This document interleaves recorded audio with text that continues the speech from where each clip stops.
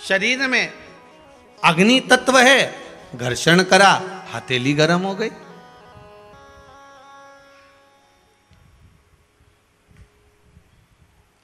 प्रस्तुत कैसे करोगे कि आप में, हम में, सब में शिव है? उसको प्रकट कैसे करोगे? उसको सामने प्रस्तुत कैसा करा जाए? तो स्कंद पुराण में कहा, जहां पर श्री सत्यनारायण भगवान की कथा स्कंद पुराण में लिखी गई, उसके प्रथम में वर्णन किया गया कि 24 घंटे में से आप 1 मिनट भी आपकी वाणी पर अगर सत्य वचन आया है तो समझ लेना कि शिव आपका है और शंकर आपके अंदर समाहित है। 24 घंटों में से केवल 1 क्षण भी आपकी जिह्वा पर सत्य आ गया तो समझ लेना कि शिव प्रगटा है, शिव सामने प्रकट हुआ है, शिव साक्षी में आया है। अब एक व्यक्ति ने कहा, मैं तो 24 घंटे ही झूठ बोलता हूं। हमने कहा, देखो सत्य निकला कि नहीं निकला। एक व्यक्ति बोला, आप बोल रहे हो कि सत्य निकलेगा तो शिव है, मानो सत्य निकलेगा तो शिव, तो मैं तो 24 घंटे झूठ बोलता हूं। तो हमने कहा, ये सत्य बोला कि नहीं बोला? सत्य तो होएगा। मतलब शिव तत्व प्रत्येक जीव के अंदर है, प्रत्येक मानव के अंदर, चलाचर, जलचर, थलचर, वायुचर, जितने जितने हैं उसमें सब में प्रकट है। अब उसको आप कैसे भी, जैसे कल करवा चौथ गया, कल था ना, है सबका व्रत था, तो किसी ने प्रश्न किया कि गुरुजी एक बात बताओ, आज आप फ्री हो? हमने कहा एक प्रश्न करना है। हमने पूछा क्या? एक तो आज कथा नहीं आ रही। हमने कहा 1 दिन की छुट्टी रखी थी जिससे करवा चौथ का पूजन कर लो, है? रोज महादेव को मनाते हो, आज देव को मना लो, इसलिए पूजन छुट्टी रखी। तो उन्होंने कहा, गुरुदेव ये बताओ,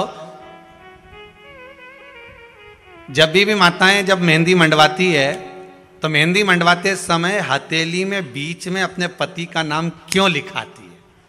मैंने कहा, इतनी सी बात के लिए तूने मैसेज करा, ये तो तू कैसे भी पूछ लेती, अपने रिश्तेदारों से पूछ ले, परिवार में किसी से पूछ ले कि हथेली पे पति का नाम क्यों लिखा। तो कहनी, हमने पूछा पर सही जवाब नहीं मिल रहा। हमने कहा, सही जवाब बस इतना सा है कि नारी मेहंदी मंडवाती है तो हथेली पे अपना पति का नाम इसलिए लिखवाती है कि पति मेरी मुट्ठी में रहे।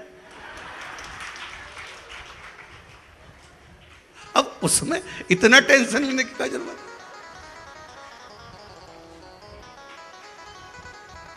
उसने अगला मैसेज लिख के फूल बनाया और हाथ जोड़ के लिख दिया, श्री शिवाय नमस्तुभ्यम। इतना भारी तो कोई प्रश्न ही नहीं था।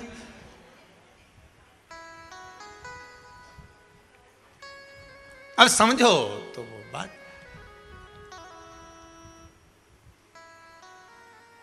क्या होए यशोदा मारे से, तूने लालो बिगाड़ दो वारे से। अब कहे नाम लिखने से होगा कि हम तो यही लिखेंगे कि भाई लिखा होगा तो मुट्ठी में पति रहना चाहिए, इसलिए हाथ पे नाम लिखा।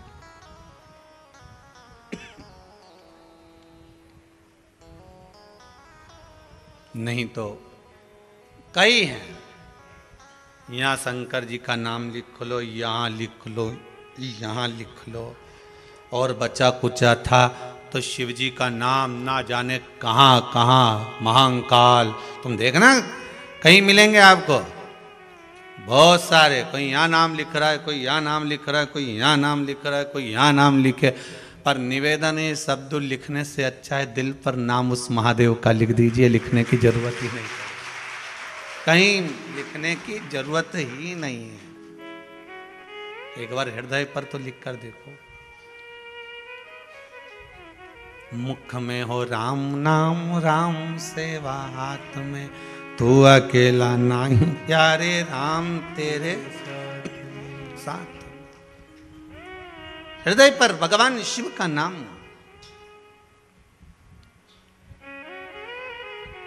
तन पर नाम लिख लोगे, उसका कोई मूल तत्व नहीं है। पर मन पर एक बार लिखा गया तो उसकी मूलता। ताड़कासुर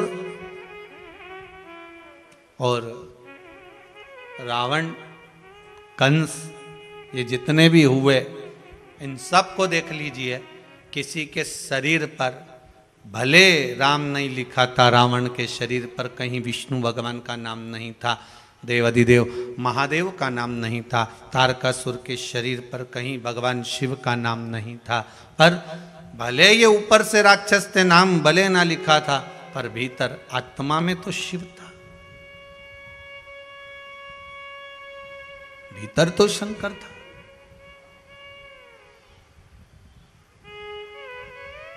और एक बार शिव अगर भीतर समाहित हो गया, मेरे देव अधिदेव महादेव एक बार अगर आपके भीतर समाहित हो गए,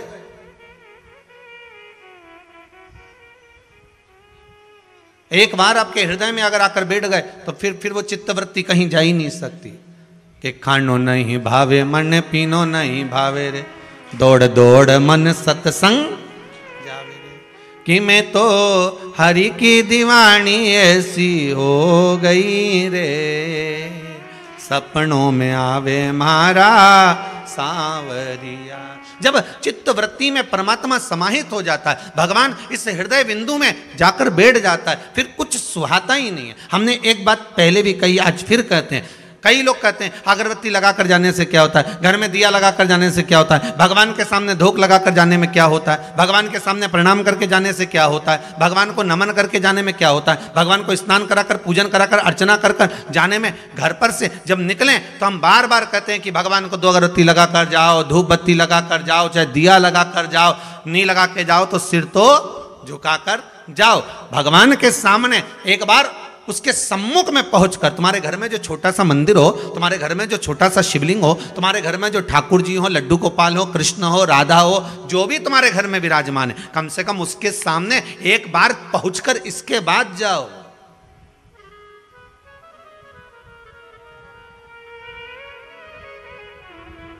पीटी उषा दौड़ में पहले निकलती है।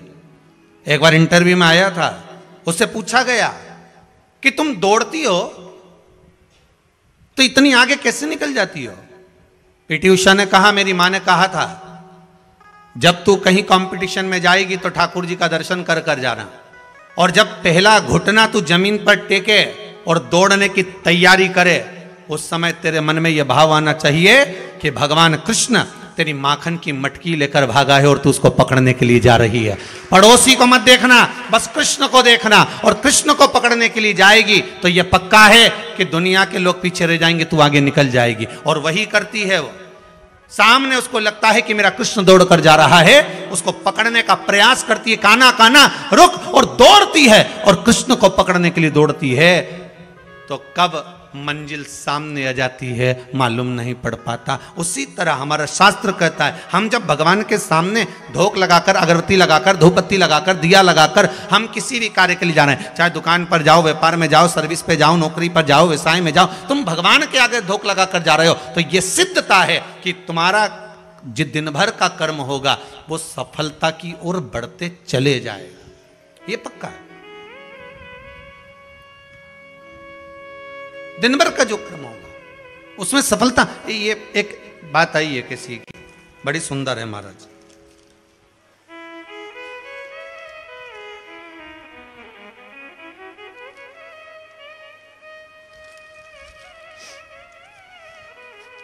लिफाफे का कागज है, हो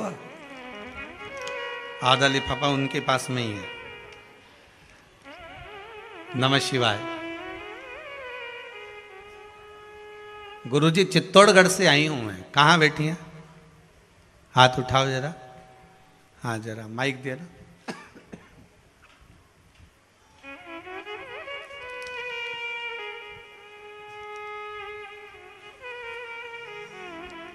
चित्तौड़गढ़ से आई हैं आप, पुष्पा जी मुंदड़ा। नमः शिवाय। श्री शिवाय नमस्तुभ्यम। कहाँ से हैं? चित्तौड़ से। चित्तौड़गढ़ में कहाँ से हैं? चित्तौड़गढ़ सिटी से आई हूँ। जी जी। क्या बाबा ने कृपा कर दी? मेरे बेटे की जॉब लग गई। नवरात्रि में आई थी मैं, फर्स्ट दिन। नवरात्रि में आई थी? अभी नवरात्रि में? हाँ। पहले दिन आई थी? हाँ। जी। और आके सुबह शाम को चली गई और बोल के गई, यहाँ उसकी जॉब लग गई। कल आज ज्वाइन किया उसने जी। कल मैं वापस निकल गई आने के लिए। बाबा की कृपा हो गई। हाँ धन्यवाद बेटी। अब नवरात्रि के पहले दिन से आज कितने दिन हो गए, अंदाजा लगाया जाए? ज्यादा ज्यादा 20-22 दिन, 24 दिन, 25 दिन से ज्यादा नहीं। पर श्रीमती पुष्पा जी मुंदड़ा को बहुत बहुत बधाइयां देते हैं जो आपके बेटे का जॉब लगा। बाबा की कृपा हो। केवल विश्वास, आप आए, भगवान के प्रति आपका भाव जागृत हुआ, आपने नमन किया। केवल यहीं से मतलब नहीं, हम तो कहेंगे कि प्रतिदिन अगर आप भगवान के सम्मुख से आप निकल कर जा रहे हैं, किसी कार्य के लिए जा रहे हैं, तो भगवान को नमन कर कर जाइए, उससे नयन मिलाकर जाइए, नयन मिला। एक पत्र और है, बड़ा सुंदर है महाराज।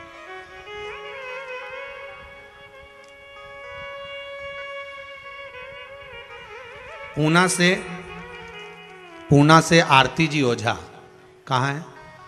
खड़े हुए, माइक दीजिए जरा इनको।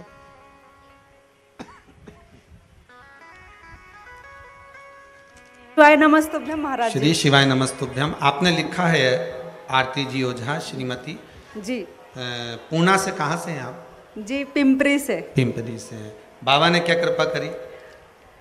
अभी मेरी भतीजी की जॉब लगी है इलाहाबाद यूनिवर्सिटी में, प्रोफेसर जी। और मेरी भाभी का चचेरा छोटा बच्चा पैदा हुआ था, उसको बाबा ने बहुत कृपा करी, वो मर के बचा है। उसमें आपने लिखा है कुंदकेश्वर महादेव का जी, उपाय करा उपाय था। किया था और उन्होंने पशुपति व्रत किया था और मेरी भाभी आई थी। भतीजी के लिए पशुपति व्रत का प्रयोग करा गया था, जिसके अंतर्गत जी उसने टॉप किया महाराज, टॉप किया है। अच्छा, पीएचडी में। वाह वाह, बहुत बढ़िया, बहुत बहुत साधुवाद, बहुत बहुत विराजी। हर हर महादेव। बाबा शिव की कृपा है, शंभु दयालु है। ऐसे आप लोगों की जॉब, सर्विस, नौकरी बाबा लगा कर रखे। हमारी भी नौकरी बहुत अच्छी है।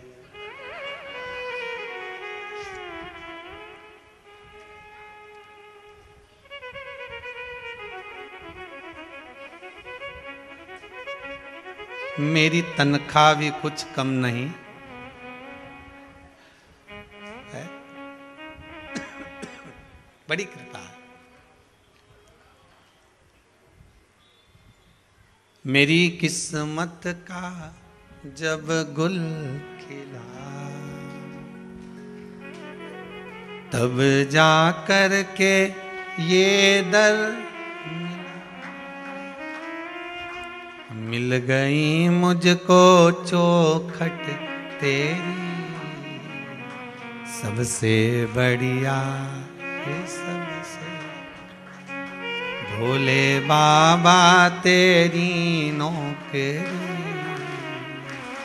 सबसे बढ़िया सबसे बड़ी तेरे दरवाजे की चाकरी, सबसे बढ़िया सबसे बड़ी। बाबा की कृपा सब जीवों पर बनी रहे। मेरा विश्वनाथ शंभो सबकी मनोकामना। बहुत सारे पत्र हैं, जैसा जैसा समय मिलेगा वैसा वैसा स्मरण करेंगे। करुणा शिव की।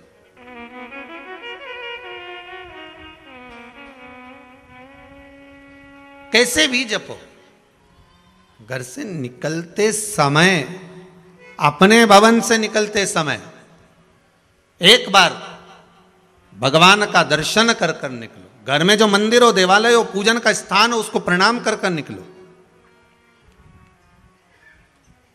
ज्यादा कोई नियम नहीं ले सकते, तो एक नियम तो ले लो कि मैं सुबह निकलूंगा तो सबसे पहले भगवान का दर्शन करके, प्रणाम कर कर, अगरबत्ती लगाकर, दिया लगाकर, धूपबत्ती लगाकर तब निकलूंगा।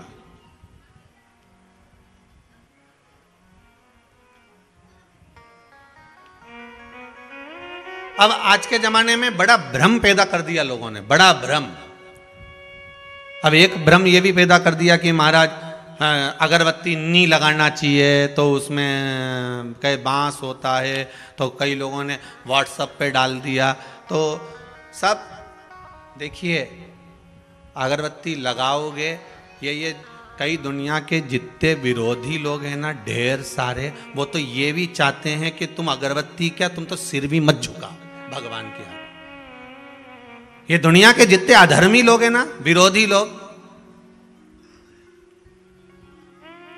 ये तो इस पक्ष में बैठे हैं कि कैसे भी व्हाट्सएप पर ऐसी चीज डाल दी जाए कि ये भगवान के सामने भी सिर ना झुकाए। ये जितने विरोधी हैं, ये सब कभी लिख देते हैं कि अगरबत्ती मत लगाओ, उसमें बांस फंसा हुआ है, ये मत लगाओ, धूपबत्ती मत लगाओ तो भगवान को खांसी हो जाएगी, तो दिया मत लगाओ तो घर की छत काली पड़ जाएगी। तो ये जितने विरोधी हैं ना, ये सब इस तुक में बैठे हैं कि हिंदू धर्म को कैसे भी तोड़ दिया जाए। पर मेरा निवेदन हाथ जोड़कर है, 2 अगरबत्ती, धूप बत्ती, ये हमारे पुराने समय से चलकर आ रही है। पहले तो कंडा जलाकर धूप भी छोड़ते थे, वो नहीं छोड़ रहे तो कम से कम धूप बत्ती, अगरबत्ती भगवान को कम से कम भाव से केवल उसको रिझाने के लिए तो लगाओ, दिया लगा दो, ज्यादा नहीं हो तो। पर कई अधर्मी लगे हैं, कई अधर्मी, ये तो चाहते हैं कि आप कैसे भी बस घर में प्रणाम भी ना करें, ये तो चाहते हैं कि कैसे भी भगवान को नमन तक ना करें। पर हमें हमारे धर्म को आगे बढ़ाते हुए, हमें प्रणाम करते हुए, नमनता करते हुए, हमें भगवान का भजन करते हुए अग्रण्य होना। ये चाहेंगे कि ना करें, परंतु हमें करना।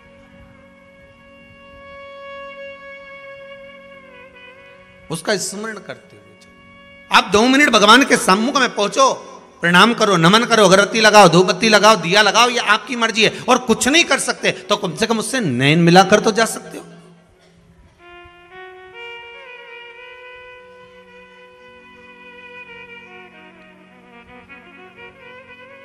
नैन लड़े त्रिपुरारी से मैं उनकी हो गई, मेरे मन में नहीं है धीर, सखीरी काशी जाऊंगी। मुझे उठे विरह की पीड़, सखीरी में काशी जाऊंगी, काशी जाऊंगी, जाके गंगा नहाऊंगी। मैं काशी जाऊंगी, जाके गंगा नहाऊंगी। मेरे मन में नहीं है धीर, सखीरी में काशी जाऊंगी। छोड़ दिया मैंने खाना पीना तेरी याद में। कई ऐसी हैं, कई भाई बहन ऐसे हैं कि कुबेरेश्वर धाम आने से पहले खाना पीना छोड़ दे। अभी एक आपको बताएं, महाराज विसावणिया जी, सारस्वत जी और सारे सबको बता दें, उज्जैन के एक शर्मा परिवार जिनकी कथा शायद जनवरी में है, इनकी कथा पहले थी जून में, पहले भी सूचना दी थी। उनकी धर्म पत्नी ने 1 साल से भोजन छोड़ के रखा है केवल शिव महापुराण की कथा करवाने के। अच्छा, कथा देवी दी थी, पर भगवान भोलेनाथ जी जाने क्या परीक्षा लेना। कथा दे दी, बीच में आ गया कोरोना, अब तो भी वो व्रत कर रही थी। और इस वर्ष कथा की तारीख दी है, तो अब उनकी पत्नी अन्न छोड़ी थी, अब की बार उनके पति ने भी अन्न छोड़ दिया कि जनवरी तक जब तक कथा नहीं हो जाए मैं अन्न नहीं खाऊंगा। हो सकता फिर आगे बढ़ गई तो जरा सोचिए। छोड़ दिया मैंने खाना पीना तेरी याद में, और दोनों पति पत्नी ने अन्न को छोड़ दिया, दोनों पति। वो कथा भी आस्था चैनल पर लाइव आएगी उज्जैन से, जनवरी के महीने में रहेगी। और उज्जैन के आसपास के जितने गांव हैं सब टूटी पड़ो, आ जाओ, दर्शन करो, आनंद लो, कथा सुनो, महाकाल दर्शन करो और शिव महापुराण की कथा सुन ले। जनवरी में है, तारीख हम बता देंगे कल देखकर। क्या 17 जनवरी है, 17 जनवरी से है वो कथा उज्जैन में। अब विचार करिए कि भाव कितना शुद्ध होगा। नहीं तो आज तक ऐसा कहीं सुनने को नहीं मिला कि साहब मैं जब तक ये कथा नहीं होगी तब तक मैं अन्न छोड़ दूं, पर दोनों पति पत्नी छोड़कर बैठे। छोड़ दिया मैंने खाना पीना तेरी याद में, अब मेरे नैनन बरसे नीर सखी में काशी जाऊं, मेरे मन में नहीं है धीर सखी में काशी जाऊंगी, काशी जाऊंगी सखी में गंगा नहाऊंगी। बस भाव शुद्ध हो, भगवान को मिलने में देरी नहीं लगती, आप उसको बुलाओगे। बस यही कथा कर रही है। एक क्षण, आधा क्षण, एक मिनट आप भगवान के सामने थोड़ा सा ठहर कर दर्शन कर कर फिर जाइए।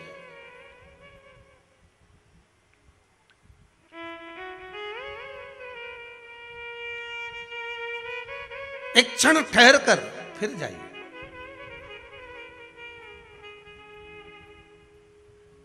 दो मिनट हम भगवान का दीदार, हम भगवान का दर्शन क्यों ना कर लें।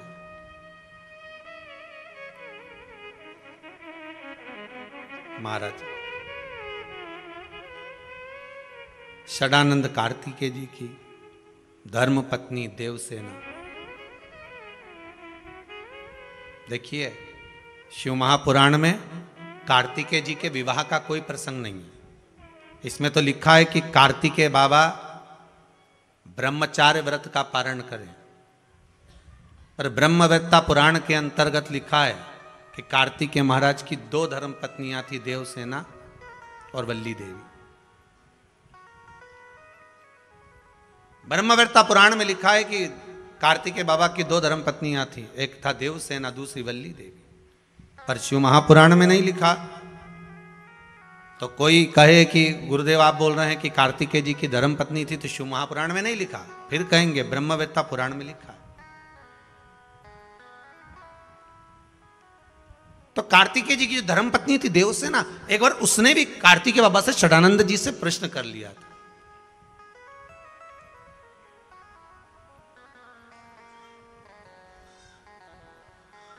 स्वामी, देवसेना बोलती थी स्वामी, इसलिए आज भी आंध्रा में कार्तिकेय बाबा को स्वामी ही कहा जाता है। कई लोग उनको अयप्पा स्वामी भी कहते हैं, श्री स्वामी भी कहते हैं। देवसेना ने कहा स्वामी मेरे मन का एक प्रश्न है, आप उसका उत्तर देंगे? जी बोलिए, क्या हुआ,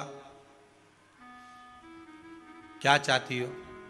देवसेना ने कहा प्रभु जी, सारी दुनिया के लोगों के एक मुख होता है, दो मुख होते हैं, किसी का 10 मुख भी होता है, पर आपके 6 मुख क्यों हैं? कारण क्या है षडानंद कार्तिकेय आपके 6 मुख का? भगवान कार्तिकेय महाराज ने अपनी धर्म पत्नी देवसेना से कहा, देवसेना सुनो, मेरे 6 मुख ये मुझे गंगा जी की देन है। जब मेरा जन्म हुआ था तब मैं 6 भागों में प्रकट हुआ था, पर मेरी माताओं ने, कृतिकाओं ने, संतों की धर्म पत्नियों ने मुझे एक कर दिया, मुख 6 रखे, शरीर एक कर दिया। तो प्रभु जब माता कृतिकाओं ने आपके शरीर को एक कर दिया था, तो मुख को एक करने में क्या दिक्कत थी?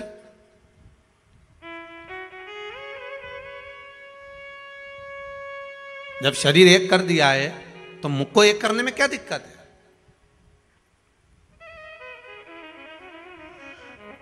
क्या कारण है? भगवान शंकर ने, भगवान कार्तिकेय जी कहते हैं, षडानंद कार्तिकेय कह रहे हैं देवसेना को, देवसेना बस बात इतनी सी है कि माता ने 6 मुख मेरे इसलिए रखे कि 5 मुख से मैं इन पंचम जो इंद्रियां हैं, इसको, जो इंद्रियां वशीभूत हो जाती हैं, काम, लोभ, आसक्ति, वासनाओं में जो डूब जाती हैं, इन पंचम इंद्रियों को साध कर शिव की उपासना में एक मुख से गुणगान करता। 5 कर्मेंद्री, 5 ज्ञानेंद्री और एक मन।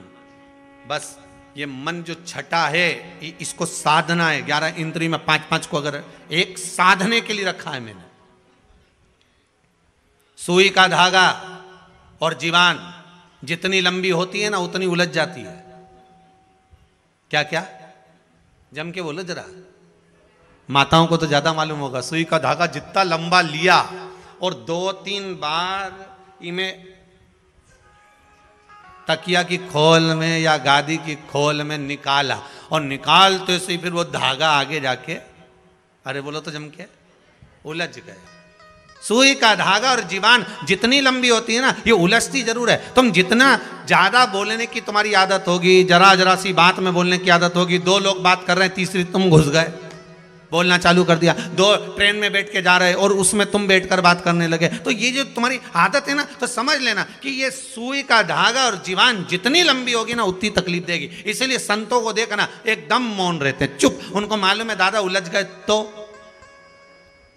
ये आधे से ज्यादा जो नेताओं ने ना, ये तुम टीवी पे रोज देखना, रोज न्यूज़ वाले बताते रहते हैं कि उनने ये बयान दिया तो उनने वो बयान दिया। इनको बस यही कथा सुना दो एक बार कि सुई का धागा और जीवान ये ज़्यादा लंबी नहीं होना चाहिए, ये लंबी हुई कि उलझी। तुम जितना ज़्यादा बयान दोगे, ज़्यादा बोलोगे, ज़्यादा शब्दों का बाण कहते रहोगे तो ये उलझ जाएगा। इसलिए आप बोला ही मत ही ना, आप तो मौन रहो, जितना जितना मौन रह सकते हो उतना रोइए। पार्वती मैया कितना बोलती थी, भोलेनाथ जी कुछ बोलते थे? अरे बोलो तो सम, कुछ भी नहीं। और जब वो बोलते थे तब सारे डोलते थे। आता है ना एक माता जी एक बार वो फोटो लेके आई लड़की का, हम गुरुजी इतनी बढ़िया लड़की, इतनी बढ़िया, हम सब देख के आए हैं और सबको पसंद आ गई है। हम 12 लोग गए, 10 लोग गए, बिल्कुल गुरुजी एक आवाज नहीं निकली, उसका एक शब्द नहीं निकला, जितना पूछा उतनी बोली। इतनी सीधी सादी छोरी है। आप देख के बताओ कैसी रहेगी? हमने कहा अच्छी है, पर बिल्कुल नहीं बोलती गुरुजी।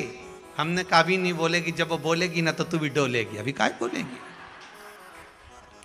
अब इसकी कोई आफत आई है बोलेगी वो?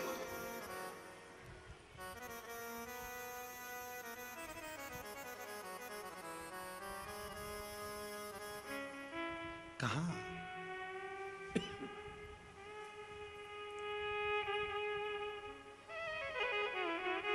जितनी बहुओं ने और जितने भेरुओं ने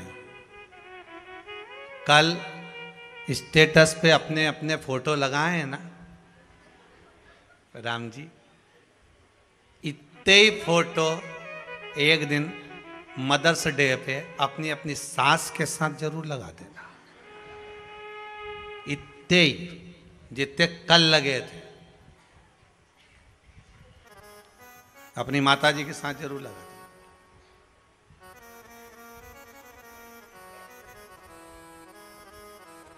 उतना ही जितना लगा, जितनी लंबी जीवान होगी और जितना सुई का धागा लंबा होगा उतना तकलीफ देगा। बस वो सुई के धागे की आदत होती है कि जब आप गुथने बैठ जाते हो, जब लगाने बैठ जाते हो, तब वो धागा कहीं ना कहीं आगे जाकर उलझ जाता है। तो उसको सुलझा नहीं सकते, फिर बड़े प्रयास करना पड़ेगा। आप क्या करोगे उसको सुलझाने के लिए? तो कहा एक काम करो कि सुई में से धागे को वापिस निकालो, और निकाला धागा वापिस, और फिर वापिस उसको सही करने का प्रयास किया, वापिस सही, फिर निकाला गया, फिर उसको सही किया गया। तो मत हो, जितना मौन हो सकते उतना हो जाओ। क्या किसको रोइए, जम के बोलो, चादर तान के सोइए। आग लगे बस्ती में अपन रहो मस्ती में। एकदम मौन रहिए, जितना चुप रह सकते हो, जितने आनंद में रह सकते हो, जितने मस्ती में रह सकते हो उतना रहिए। और चुप रहकर जो सुख है ना, उतना सुख कहीं नहीं मिल सकता। चुप रहिए।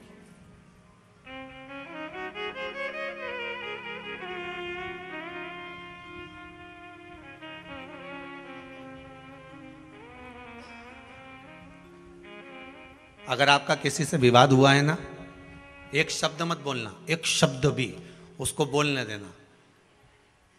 और तुम तो बस केवल दरवाजे पे चुपचाप बैठे रहना। एक दिन मत बोलो, 2 दिन मत बोलो, 3 दिन मत बोलो, चौथे दिन मत बोलो, पर जिससे विवाद हुआ है ना, वो रोज कुड़ के अंदर मारा जाएगा। इसके अंदर क्या चल रहा है, ये बोल क्यों नहीं रहा, आखिर बात क्या है, ये मुंह से कुछ बोला क्यों नहीं है, ये बोल क्यों नहीं रहा, कोई सूचना क्यों नहीं आ रही, कोई बात क्यों नहीं आ रही।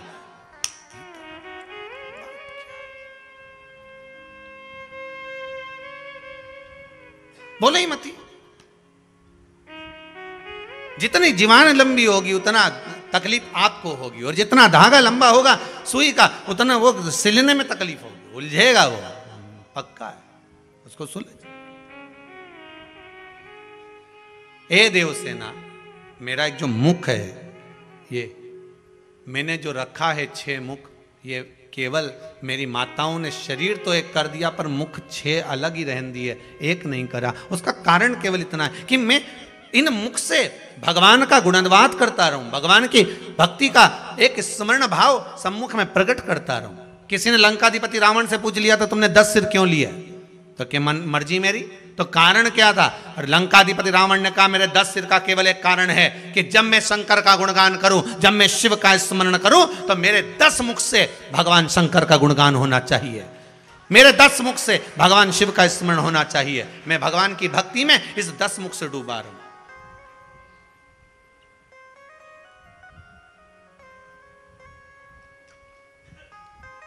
जिह्वा भी छोटी पड़ जाए भगवान की भक्ति।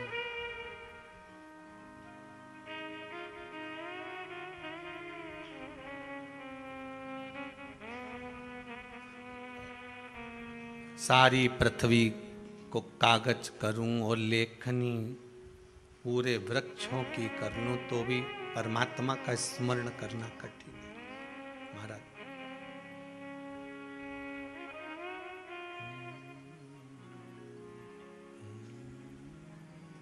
इसलिए कहा उमापति रखियो मेरी लाज, उमापति रखियो मेरी लाज, उमापति रखियो मेरी लाज, उमापति रखियो मेरी लाज।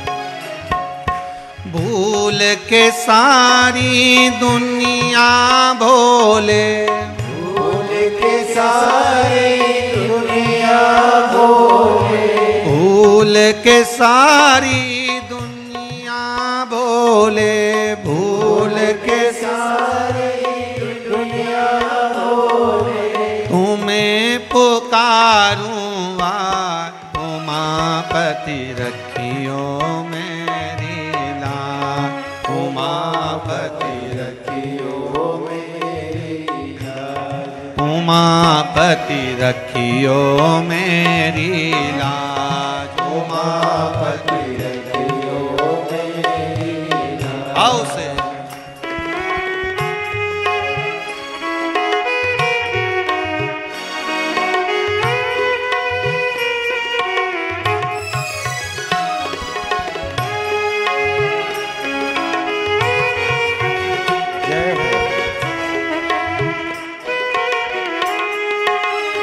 ताली से बजते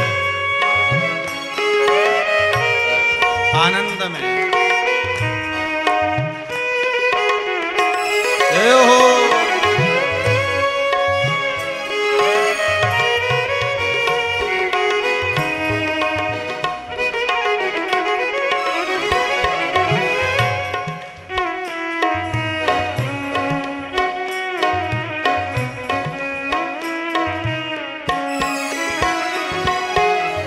जोड़ लिया है प्रीत के धागे, जोड़ लिए हैं प्रीत के धागे, जोड़ लिए हैं प्रीत के धागे, जोड़ लिए हैं प्रीत के धागे। सब फीका है तेरे आगे, सब फीका है तेरे नाम से आत्म जागे, तेरे नाम से दूर दूर सब अवगुण भागे, दूर दूर सब रोम रोम मेरे भोले तेरी, रोम रोम मेरे भोले तेरी, ओ रोम रोम मेरे भोले तेरी, रोम रोम मेरे भोले तेरी, ओ तेरी ही आवाज उमापति रखियो मेरी लाज, उमापति रखियो मेरी लाज, उमापति उमापति रखियो मेरी लाज,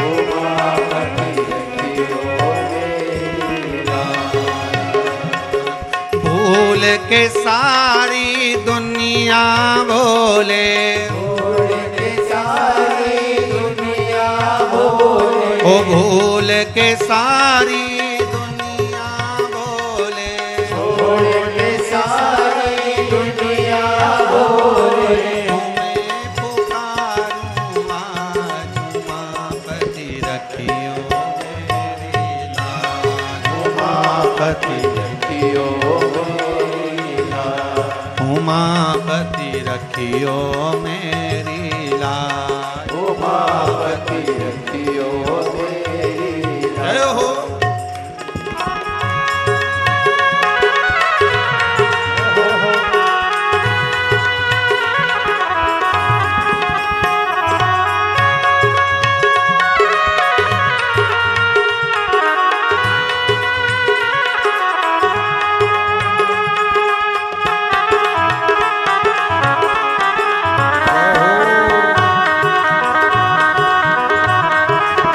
ऊपर वाले में दोनों हाथ में।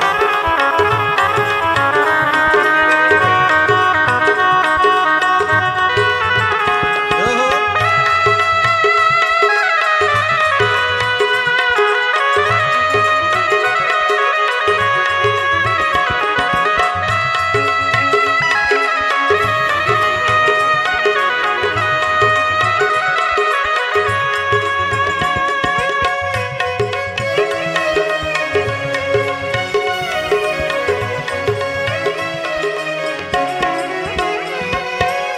तेरी दया के बादल बरसे, तेरी दया के बादल बरसे, व्याकुल मनवा काहे तरसे, व्याकुल मनवा काहे तरसे, टालो विपदा मेरे सर से, टालो विपदा मेरे सर से, सुख पाए तेरे ही दर से, सुख पाए तेरे ही दर से, भाग्य विधाता अंतर्यामी, भाग्य विधाता अंतर्यामी, भाग्य विधाता अंतर्यामी, भाग्य विधाता ओ देवों के सिर ताज उमापति रखियो मेरी लाज, उमापति रखियो मेरी लाज, उमापति रखियो मेरी लाज, उमापति रखियो मेरी लाज। भूल के सारी दुनिया बोले, भूल के सारी दुनिया बोले, भूल के सारी दुनिया बोले, भूल के सारी दुनिया बोले, ओ तुम्हें पुकारूं आज उमापति रखियो मेरी लाज, उमापति रखियो मेरी लाज, उमापति रखियो मेरी लाज, उमापति रखियो मेरी लाज।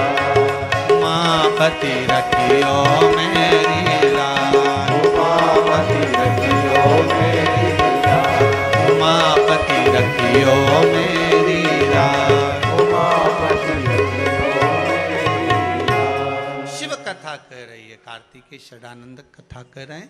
भगवान कार्तिकेय जी महाराज कहते हैं कि मेरा जो मुख मिला है ये भगवान की भक्ति का गुणगान गाने के लिए मिला है, भगवान की भक्ति का गुणगान गाने के लिए। भगवान ने अगर शरीर दिया है, भगवान अगर शरीर दिया है तो भगवान की भक्ति को धारण करने के लिए दिया।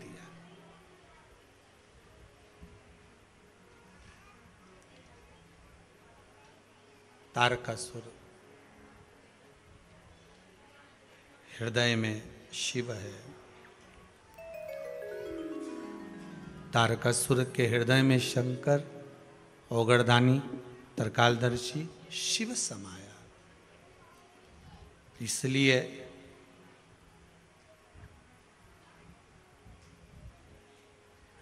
कार्तिक के महीने में, ये जो कार्तिक का महीना का नाम पड़ा है, ये तारकासुर का संहार किया था श्री कार्तिकेय महाराज ने।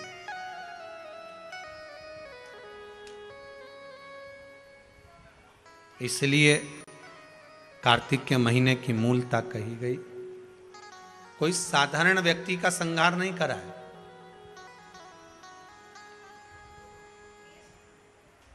ये जो एक भजन करने वाला हो और एक पाप कर्म करने वाला हो, या तो पाप कर्म करने वाला हो कि पूरा ही पापी हो तो उसका संहार हो जाए, या बिल्कुल भजन करने वाला हो तो उसका उद्धार हो जाए। अब ये बीच में जो टंगा हुआ है ना कि हे असुर भी और भगवान की भक्ति भी कर रहा है, इसको संभालना, इसका संहार करना बड़ी कठिन बात है साहब।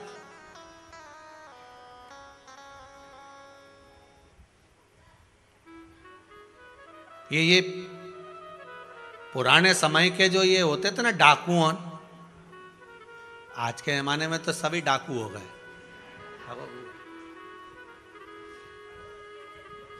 पर पुराने डाकू और आज के डाकू में अंतर है। बोलो सही है कि गलत है? पुराने समय के डाकू डाका डालते थे, पैसा ले जाते थे, धन छिड़ा कर ले जाते थे, पर किसी बहन बेटी पर कभी हाथ का स्पर्श भी नहीं करते थे। और आज के डाकू, अब तुम समझ जाओ, नी के उत्तम है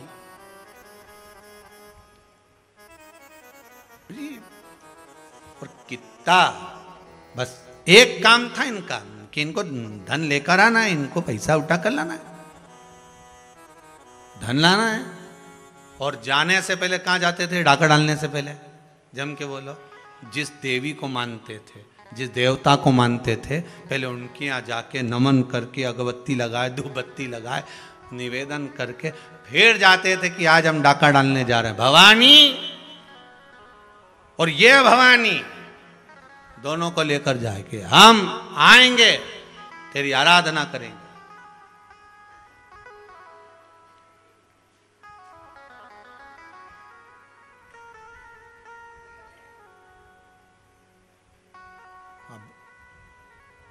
तो बहुत पुराने समय के जो डाकू होते थे, उनको मारना, उनको नष्ट करना बहुत कठिन था, क्योंकि उनके भीतर माता जी की भक्ति भी बहुत थी, सेवा भी बहुत थी।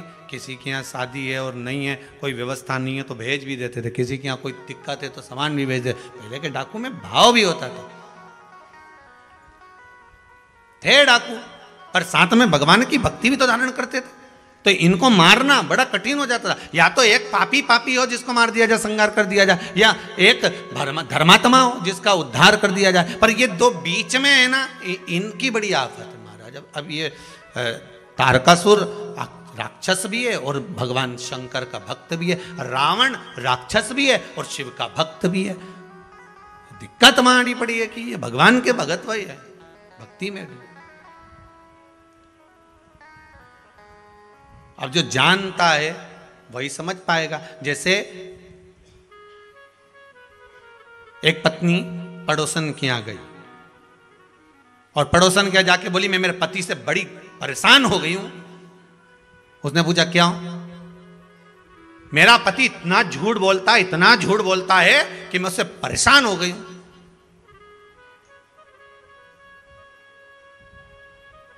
क्या झूठ बोला तेरे पति ने? सुबह से चिल्ला रहे हैं मेरी जेब में से किसी ने 5,000 रुपए निकाल लिए। सुबह से चिल्ला रहे हैं कि मेरी जेब में से किसी ने 5,000 रुपए निकाल लिए, और मैं 4 बार बाथरूम में जाके गिन के आ चुकी हूं, 4,000 ही हैं। अब बताओ मेरा पति कितना बड़ा झूठा है, कितना बड़ा झूठा मेरा पति है।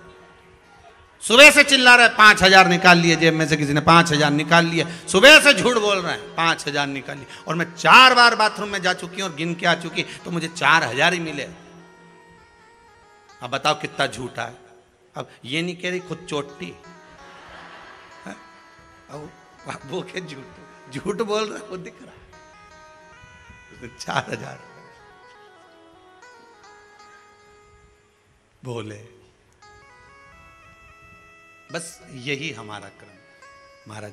कोई असुर प्रवृत्ति का भी है। फिर वही वाली बात आ गई कि दिन में भी शक्कर खाओगे तो मीठी रहेगी, रात को भी खाओगे तो मीठी रहेगी, अंधेरे में भी खाओगे तो मीठी है, दिन में भी खाओगे तो मीठी है, उजाले में भी खाओगे तो मीठी है। उसी तरह राक्षस होकर भी भगवान का भक्त है तो भगवान उसको मिलेगा जरूर। रावण शंकर का उपासक थे, रावण राक्षस थे, पर भगवान की भक्ति उसके भीतर थी, इसलिए मारने राम जी को आना पड़ा। तारकासुर भी राक्षस था, पर भगवान की शिव की भक्ति थी, इसलिए मारने शिव के पुत्र आए। कोई साधारण नहीं आ सकता। आराधना तुम्हारी चित्त वृत्ति में जो हो समझो।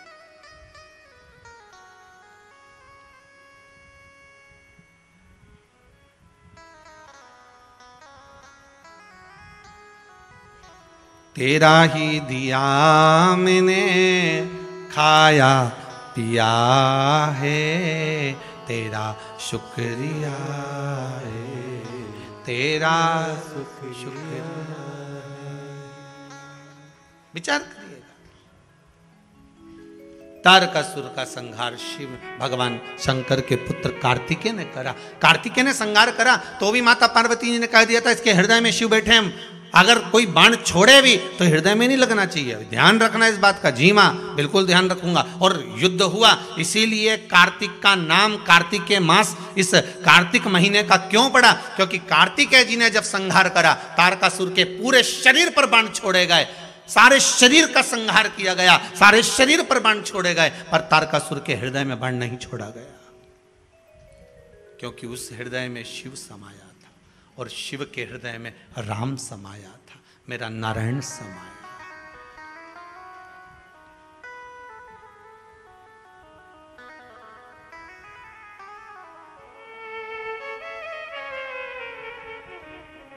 भगवान नारायण, भगवान विष्णु इतने प्रसन्न हुए थे तारकासुर के संहार पर।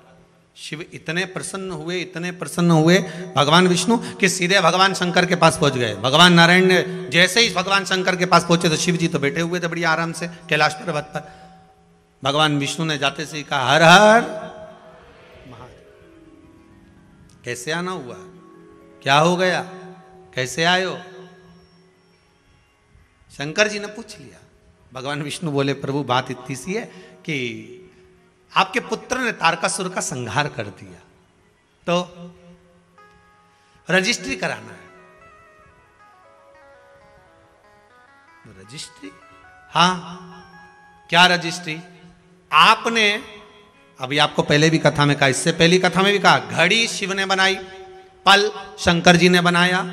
घड़ी, पल, समय, नक्षत्र, वार, तिथि, महीना, वर्ष सब शिव का बनाया हुआ। सारा की सारा सृष्टि का जितना ये घड़ी, पल, समय, सब महीने, 2 महीने, साल, ये सब शिव के बनाए हुए हैं। जब सब शंकर जी ने बनाए तो प्रभु रजिस्ट्री कराना। रजिस्ट्री किस चीज की? कि 12 महीने जो आपने बनाए हैं उसमें से 1 महीना आपके बेटे के नाम करना। होगी रजिस्ट्री? 12 महीने में से 1 महीना किसके नाम पर है? जम के बोल दो, कार्तिक जी। बाकी के सारे महीने उठाकर देख लो, पूस, माघ, चैत्र, अश्विन, जितने भी महीने देखोगे किसी देवता के नाम पर नहीं, केवल एक महीना और एक वो 3 साल में एक बार आए। कौन सा? अधिक मास। वो भी भगवान ने दिया और वो 12 महीने में नहीं आए, वो तो बीच में फंस जाए, इसलिए उसका नाम है 12 से अधिक, इसलिए उसका नाम अधिक मास। तो भगवान कृष्ण ने उसको अपना नाम दिया पुरुषोत्तम। पर बाकी के 12 महीने निकाल कर देख लो आप, माघ मिलेगा, पूस मिलेगा, चैत्र मिलेगा, वैशाख मिलेगा, अश्विन मिलेगा, सारे महीने मिलेंगे, मल मास आदि अधिक सब मिल जाएंगे, पर देवता के नाम से कोई मास नहीं मिलेगा। देवता के नाम से अगर कोई मिलेगा तो केवल एक मिलेगा, वो है कार्तिक मास। क्योंकि यहाँ प्रॉपर्टी में लिख दिया गया, सील ठप्पा लग के सिग्नेचर होके ठप्प लग गया कि ये कार्तिक मास, ये महीना इनका है। तो पूछा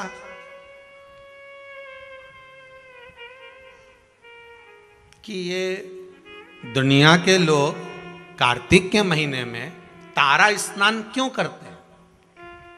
कौन सा स्नान? तारा स्नान। तारा स्नान का मतलब मालूम है? जम के बोलो। है? तारा स्नान का मतलब क्या है? अंधेरे में स्नान, मतलब सूर्य का प्रकाश आए उससे पहले ब्रह्म मुहूर्त में सुबह सुबह स्नान कर लेना। तो तारा स्नान का मतलब कार्तिक महीने में क्यों वर्णन किया गया, तो उसकी भी एक कथा है महाराज, बड़ी सुंदर चरित्र है। एक बूढ़ी माँ थी, रोज प्रतिदिन तारा स्नान करती थी, उसका नियम था।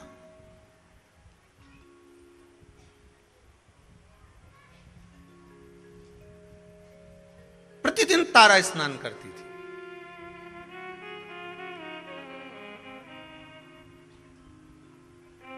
अच्छा, तारा स्नान का भी बड़ा महत्व है महाराज जी। समय के अनुसार हो जाए तो ठीक है, थोड़ा और रात्रि के पहुंच गई तो कथा है श्रीमद् भागवत में श्री नंदराय जी की। नंदराय जी स्नान करने चले गए यमुना जी के जल में, जाना था ब्रह्म मुहूर्त में, रात्रि के चौथे पहर में पहुंच गए, ध्यान नहीं रहा। इनने तो अपने जैसे कई बार हो जाती गलती कि नहाना ही तो है, थोड़ा और जल्दी चल चलो, और जल्दी चल चलो, और जल्दी चल चलो। तो इनने क्या करा, बोरिया बिस्तर बांधा और गई ने नर्मदा जी में आधी रात के नहा ली। अब आधी रात के नर्मदा जी में नहाई और विचार, तो हमारे यहाँ हर चीज का एक समय बताया गया। हमारा शाही स्नान होता है तो भले वो शाही स्नान का महत्व है कि इतनी वजह से होगा, ब्रह्म मुहूर्त में होगा, ये रथ आएगा, ये ऐसा होगा, वो होगा, तो उसमें रात भर का स्नान का नहीं कहा गया कि तुम पूरी रात नहाते रहो। हाँ, ये हमारा महत्व है कि हम जाएं नहाएं, वो अपनी एक बात। वैशाख का स्नान कहा गया तो भी उसका महत्व बताया गया। ग्रहण का स्नान कहा गया तो रात्रि का स्नान बताएगा कि चलते ग्रहण में कुरुक्षेत्र में स्नान करो महाराज, वो एक अलग। परंतु यहां जो वर्णन किया गया, नंद बाबा एक बार स्नान करने के लिए गए और ब्रह्म मुहूर्त के पहले रात्रि में ही उन्होंने स्नान कर लिया। रात्रि का चौथा पहर चल रहा था और जैसे ही स्नान करने के लिए तीसरा पहर चल रहा था और स्नान करने के लिए जैसे ही यमुना जी में कूदे तो वरुण ने बंदी बना लिया, ले गए कि तुमने बिना पूछे जल में आधी रात को स्नान क्यों करा, बंदी बनाकर ले गए। भगवान कृष्ण उनको घर जाकर ढूंढे, मिले ही ना। ये श्रीमद् भागवत का चरित्र है, 10वें स्कंद में इसका वर्णन है। नंद बाबा मिल नहीं रहे। यशोदा जी ने कहा, लाला तेरे पिताजी को ढूंढ कर ला। अब कन्हैया ढूंढने के लिए गए तो नंदराय बाबा को कहीं मिलते ही नहीं। ढूंढते ढूंढते यमुना जी से पूछा, क्यों मेरे पिताजी स्नान करने आए थे? हाँ, कहाँ गए? तो क्या आपके पिताजी से गलती हो गई? यमुना जी बोली, क्या गलती हो गई? स्नान करना था ब्रह्म मुहूर्त में, कर लिए रात्रि के तीसरे पहर में। हो मेरे पिता से गलती हो गई। तो वरुण बंदी बनाकर ले गए। वहां पहुंच गए वरुण जी के पास में। स्वामी, अभी तक वरुण भगवान कृष्ण के हाथ जोड़ते थे, आज भगवान कृष्ण ने वरुण जी के हाथ जोड़े, क्योंकि गलती हुई है मेरे पिता से। जीवन में अगर गलती स्वीकार करने की अगर आपकी आदत है तो जीवन में महान बनने से कोई नहीं रोक सकता आपको। आप गलती स्वीकार करना प्रारंभ कर दीजिए, महान बनने में कोई नहीं रोकेगा। पर आज के जमाने में कोई गलती स्वीकार तो करे।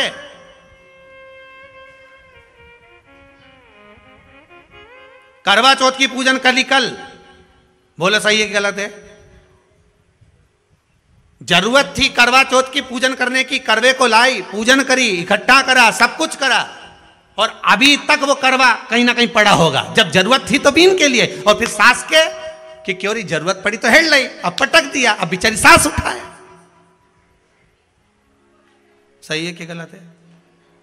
सब बना के रख दिया, ये सामान यहां पड़ा है, वो सामान वहां पड़ा है, अब तुम तो गई ने चलनी में मुंडा देखिए।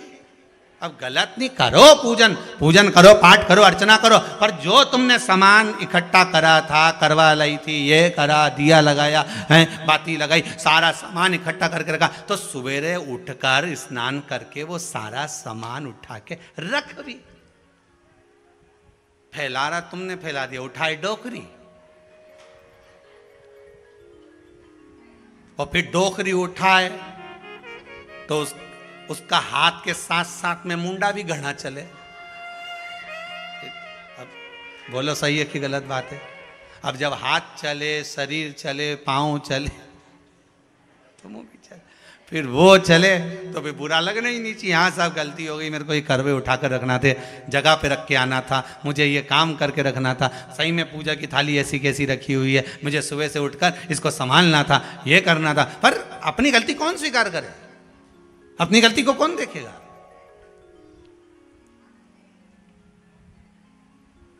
गलती मान लेना,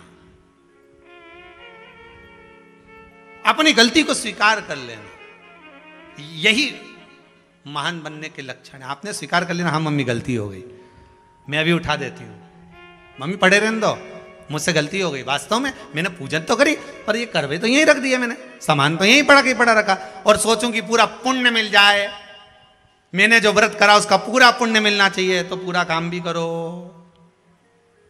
पूरा काम करोगी तो पूरा पुण्य मिलेगा, आधा काम करोगी तो आधा पुण्य। उठाओ, रखो, संभाल कर रखो जरूरतमंद जगह पर।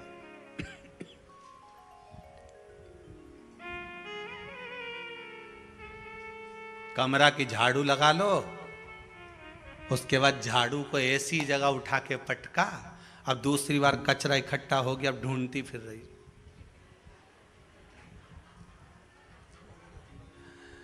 फिर नहीं मिली कमरा में तो पड़ोसी कहते कहीं झाड़ू है क्या तुम्हारे? हमारे कमरा की तो मिल ही नहीं रही है। ये कुबेरेश्वर धाम के ये जो कमरे बनाए ना, ये इधर से इधर, जिसमें भगत लोग आए सो ठहर जाए कर जाए, इनमें भी एक एक झाड़ू धरी थी। अब अभी जितने ठहरे नहीं, इनसे पूछ लो इनका कमरा में झाड़ू मिली? सब गायब। अब कचरा इकट्ठा हो जाए तो क्या करे, कहीं से झाड़ू लाऊं, और मालूम पड़े जो हाल की थी वो भी ले गई, वो मिले सो। बस आदत हमारी यही है, हम गलती को स्वीकार नहीं करते। जिस दिन हमने अपनी गलतियों को स्वीकार करना प्रारंभ कर दिया तो महान बनने में देरी नहीं लगे। हम गलती स्वीकार नहीं करते, गलती को हम दूसरे पे थोप देते हैं। क्यों? झाड़ू रखी थी, हमें क्या मालूम, हम तो अभी आए, मतलब गलती दूसरे पे थोप दो। फिर उसे पूछा क्यों री लीला, झाड़ू कहाँ है? फेल लो, हम तो खुद पड़ोसन की लेके आए थे। तो ये उसी में कहा लेना, टीचर ने आते से पूछ लिया क्यों रे, ए पप्पू खड़े हो? Yes sir. धनुष किसने तोड़ा? पप्पू खड़े हो के बोले मेरे बाप की सौगंध खाऊं, मैं तो लेट आया था, मुझे नहीं मालूम, मैं तो खुद आज क्लास में ही लेट आया। धनीराम तू खड़े हो जा। जी सर। धनुष किसने तोड़ा? मैं तो कल आया ही नहीं था। सब ने बहाने बनाए, कोई कहे ऐसा, कोई कहे ऐसा, बस हम गलती स्वीकार नहीं कर रहे। अपनी गलती को जिस दिन हमने स्वीकार करना प्रारंभ कर दिया, मान लो उस दिन सुख हमारे सामने आ गया, सुख सामने आ गया, करा नहीं। बूढ़ी मां जाए, स्नान करे, आए,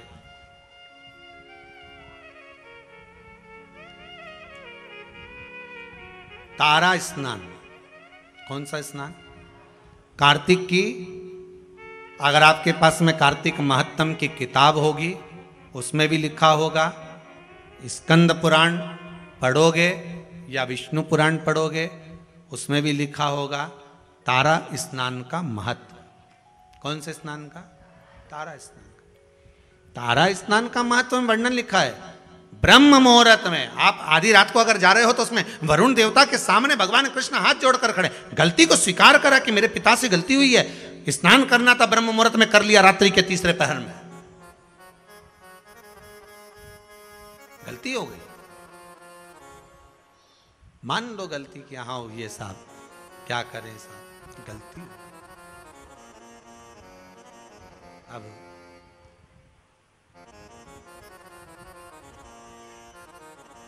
वरुण जी गलती तो हो गई, पर इतना जरूर है अब मेरे पिता से कभी गलती नहीं होगी, आप उनको मुझे वापस दे दीजिए। वरुण जी ने नंद बाबा को वापस दे दिया, गलती हो गई। हर चीज का एक समय होता है, उस समय की अनुकूलता में आप अगर भगवान की भक्ति को धारण करते हो, समय की अनुकूलता में भगवत स्मरण को धारण करते हो तो आपको उसका फल जरूर मिलेगा। ब्रह्म मुहूर्त का स्नान लिखा है तो ब्रह्म मुहूर्त में करिए। तारा स्नान लिखा है कि सूर्य उगे, सूर्य प्रकाशित हो उससे पहले आप स्नान कर लीजिए। एक बुढ़िया तारा स्नान कर लेती थी, चली जाती, तारा स्नान करती आती, मन में एक भाव जागृत हो गया, भगवान बहुत बुजुर्ग है, वो बहुत बूढ़ी है, जाती आती घर पहुंचती, भगवान भी ऐसी कृपा करते कि ये बूढ़ी मां तारा स्नान कर कर आती और भगवान इसके लिए खिचड़ी का कटोरा भरकर रख देते। एक खिचड़ी का कटोरा भरा, भगवान इसके दरवाजे पर रख देते। अब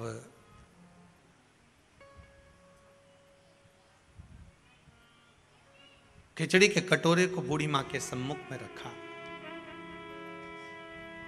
माई कटोरा उठाया, भगवान को भोग लगाती, भगवान का दिया हुआ पात्र था उसी से पा लेती। एक दिन पड़ोसन ने विचार करा कि बड़ी विचित्र है ये बूढ़ी मां, ना जाने इसको कौन ब्रह्म मुहूर्त में खिचड़ी देकर चले जाता है और ये उसका पान कर लेती है, उसका सेवन कर लेती है। आज ये सुबह जब स्नान कर कर आएगी, पड़ोसन ने विचार करा उससे पहले मैं जाग जाऊंगी और जाग कर इसके खिचड़ी के कटोरे को उठाकर बाहर फेंकी आऊंगी। जब जब मनुष्य धर्म की ओर बढ़ता है, जब जब मनुष्य सत्कर्म की ओर बढ़ता है, जब जब मनुष्य भगवान की भक्ति की ओर बढ़ता है, भजन कीर्तन स्मरण की ओर बढ़ता है, शिव आराधना की ओर बढ़ता है, भगवत नाम की ओर बढ़ता है, तब तब दुनिया के लोग उस पर उंगली उठाना प्रारंभ कर देते हैं। मीराबाई को नहीं छोड़ा, रामकृष्ण परमहंस जी को नहीं छोड़ा, संत तुकाराम नामदेव आदि आदिक को नहीं छोड़ा, प्रहलाद ध्रुव जी को नहीं छोड़ा। पर भक्ति अगर दृढ़ी है, आपका विश्वास अगर दृढ़ी है तो डूब नहीं सकते, ये पक्का है। एक बहुत अच्छा संवाद है, देखिए।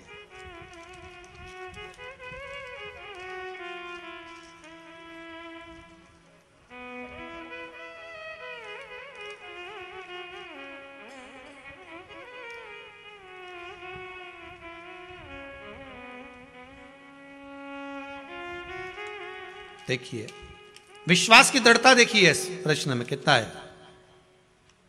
आशा जी, चापक लिखा है कि व्यापक लिखा है?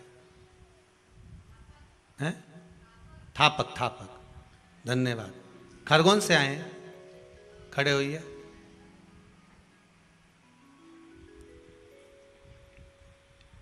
माइक पहुंचाओ जरा।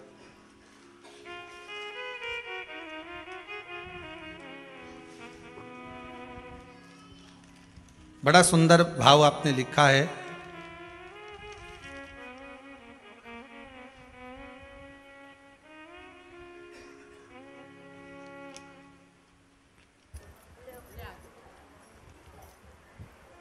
आपने लिखा है आशा जी, आप कहाँ से आई हैं? खरगोन जिला भीकनगांव। भीकनगांव से आई हैं।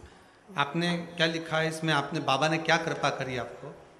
8 महीने पहले महाराज जी आपकी कथा सुनी थी मैंने जी। तो आपने जो अकाव के जड़ की जो बताया था, आंकड़े की जड़ का जो हाँ प्रयोग बताया। अकाव के जड़ का, तो मेरी बहू को 10 साल हो गए। 10 साल से बच्चे नहीं थे उसको? एक बच्ची है, इसके बाद हुआ नहीं नहीं हुए। डॉक्टरों ने जवाब दे दिया था कि अब नहीं होंगे। जी। और एक दिन पहले यानी संडे को मैंने आपका वो सुना और सोमवार के दिन मैंने ये उपाय आपका किया जी। और बस उसी महीने से मेरी बहू को बच्चा रह संतान गया। जी हाँ, कितने अब महीने हैं उसको? 8वां महीना चल रहा है। बहुत बहुत बधाई, बाबा की कृपा। बैठिए। श्री शिवाय नमस्ते। श्री शिवाय। विश्वास किसको कहते हैं? भरोसा किसको कहते हैं?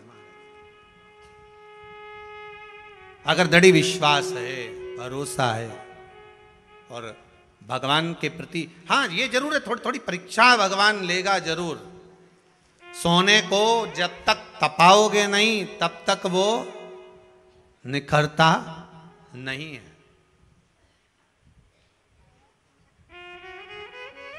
धोबी भी कपड़े को जब धोता है तो उसमें साबुन लगाकर उसको रगड़ता है, फिर उसको कूटता है, पीटता है,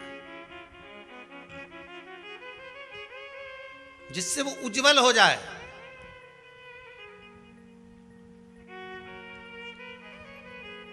उसकी उज्जवलता उसको घसीटने पर, पीटने पर प्राप्त होती। मीराबाई की उज्जवलता कैसे प्राप्त हुई थी? मीराबाई के लिए जहर का प्याला भेज दिया, शेर भेज दिया, सांप का पिटारा भेज दिया, उसमें उसकी उज्जवलता होगी। फिर डरने वाली बात नहीं, फिर वो बात ध्यान रखना। कोई ताला भी लगाए चाहे कूची भी लगाए, अभी पाला नहीं पड़ा है, भोले बाबा से मेरी प्रीत ना टूटेगी, भोले बाबा से, शंभू बाबा से मेरी प्रीत ना टूटेगी, मेरी प्रीत ना टूटेगी, भोले। भगवान से प्रीत कैसे छूट जाए? अगर हाँ थोड़ा कष्ट आएगा जीवन में, थोड़ी तकलीफ आएगी, थोड़ा दुख आएगा, शंकर की आराधना करोगे, शिव की भक्ति करोगे, जैसे बूढ़ी माँ तारा स्नान कर रही है, खिचड़ी का कटोरा आ भी गया तो पड़ोसन ने क्या करा, ब्रह्म मुहूर्त में आना था और वो आई, आकर देखा खिचड़ी का कटोरा बड़ा सुंदर है, इसने खिचड़ी को उठाकर घर के पीछे फेंक दिया, घर के पीछे फेंक दिया। बूढ़ी आई, बूढ़ी माता ने आकर देखा कि मैं रोज तारा स्नान कर कर आती थी, रोज मुझे खिचड़ी मिलती थी, आज नहीं मिल रही।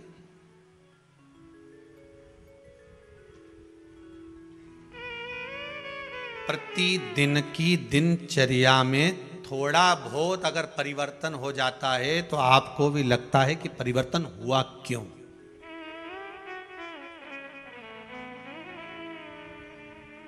आखिर इतना परिवर्तन कैसे हो गया?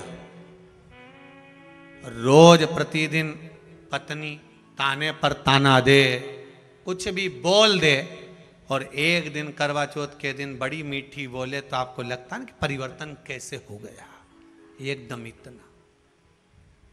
कहाँ तवा सीधा, कहाँ तवा उल्टा।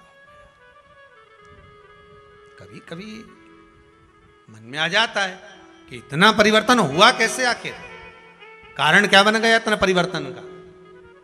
क्या हो गया ऐसा कि परिवर्तन मूल हो गया?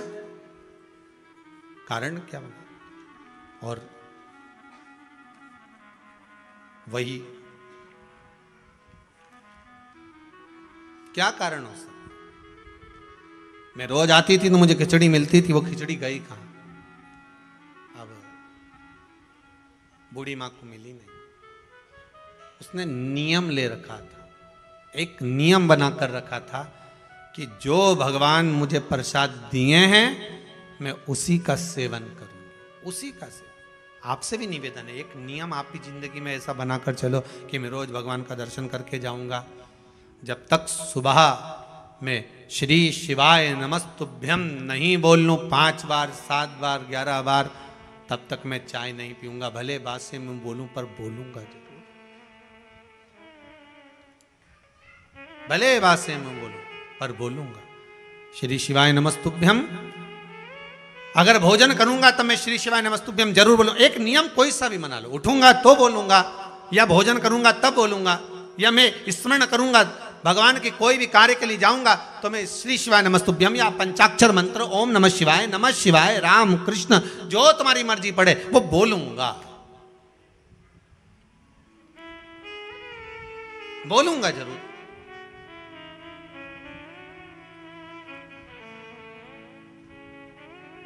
अच्छा, कई लोगों को ये भी रहता है कि हम ये मंत्र क्यों बोलें, हम ये मंत्र क्यों बोलें, हम इसको क्यों जपें।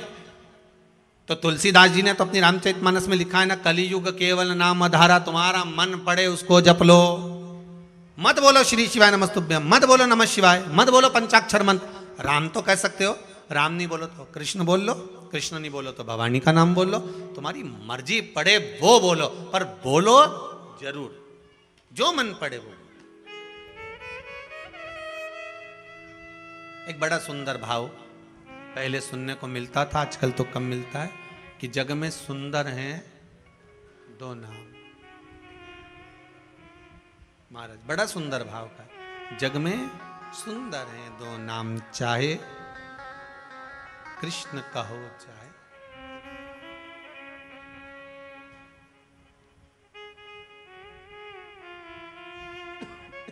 बड़ा भाव सुंदर।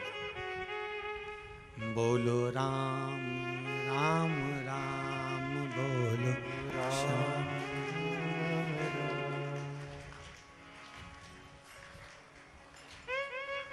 एक बेर शबरी के खावे।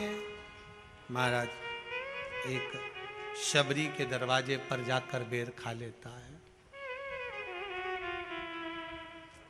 और एक कहीं कुब्जा के पास, कहीं मीरा के पास, कहीं कर्मा के पास पहुंच जाता है। भाव की शुद्धता हो, आपकी मर्जी पड़े जिसे भज लो, पर भज लो।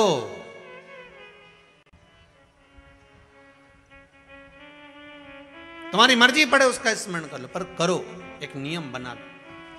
श्री शिवाय नमस्तुभ्यम। अच्छे से बोलो एक बार प्रेम से, श्री, अरे साथ में बोलो, श्री शिवाय नमस्तुभ्यम।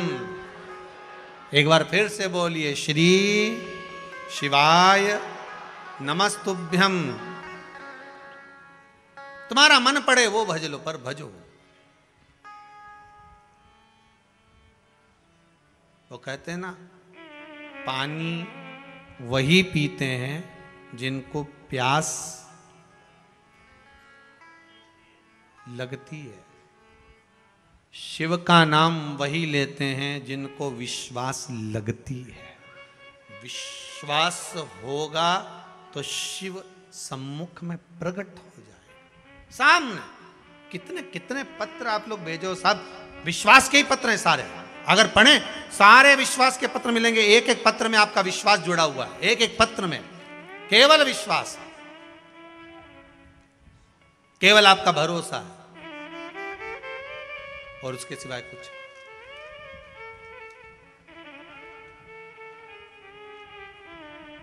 उसके सिवाय कुछ, केवल विश्वास जुड़ा हुआ है। महाराज मैं आती थी, मुझे खिचड़ी मिलती थी, पर अब खिचड़ी नहीं मिल रही है। अब वो खिचड़ी ना जाने कहाँ चली गई, किसने फेंक दी उसको, कहाँ गई वो। खिचड़ी का पात्र ढूंढ रही है, पर मिल नहीं रहा। ढूंढा गया, मिला नहीं। जब मिला नहीं, आज भूखी रह गई। उसने नियम बनाया था, जो भगवान मुझे भोग देगा वही मैं पाऊंगा। कार्तिक महीने का एक नियम बना लो आप भी, कोई सा भी एक नियम। शाम के समय पर दिया लगाऊंगी मैं, बेलपत्री के पेड़ के नीचे, पीपल के वृक्ष के नीचे, या आंवले के वृक्ष के नीचे। वहां लगाने नहीं जा सकती तो अपने दरवाजे के बाहर लगाऊंगी, तुलसी के क्यारे में लगाऊंगी। ये भी नहीं कर सकती, परिंदे पर दिया लगाऊंगी, जहां पानी का मटका हो, हंडा हो, वहां लगा दूं। ये भी नहीं कर सकती तो पूरे कार्तिक के महीने में दरवाजे पर मैं पानी छीटूंगी। इतना तो बना सकते हो कि अपने घर के दरवाजे पर मैं पानी छीट दूंगी, द्वार पर जल का छींटा कर दूंगी।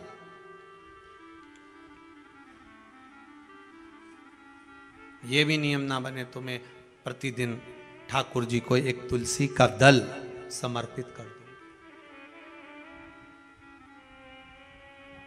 तुलसी का दल किसी भी महीने के अंतर्गत प्रसंग में आपने नहीं सुना होगा कि भगवान विष्णु और भगवान शंकर का मिलन हुआ, पर कार्तिक महीने की बैकुंठ चतुर्दशी का दिन एक ऐसा होता है जिस दिन शंकर और शंकर भगवान और भगवान विष्णु का मिलन होता है। एक बात आपको पहले भी कही, सारी दुनिया की दिवाली देखना और उज्जैन महाकाल के उस पावन नगरी में हरिहर मिलन देखना। कहां पर? जम के बोलिए जरा। उज्जैन महाकाल की नगरी में हरिहर मिलन देखना। सारी दुनिया में जितने, पूरी पृथ्वी पर जितने फटाके दिवाली पर छूटते होंगे, उतने फटाके उज्जैन नगरी में हरिहर मिलन के दिन छूटते होंगे। उतने फटाके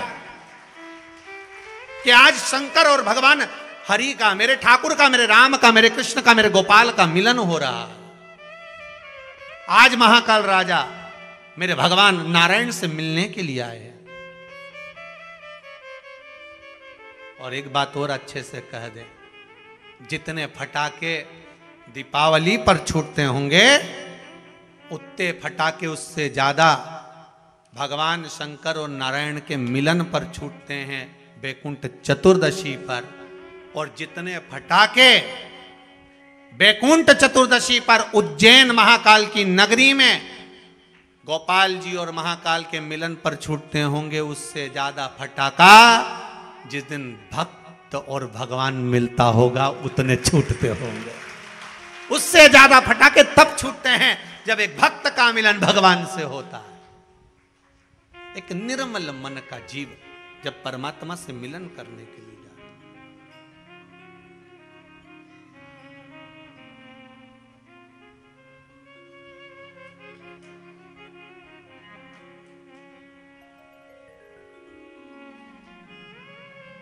उतना महाराज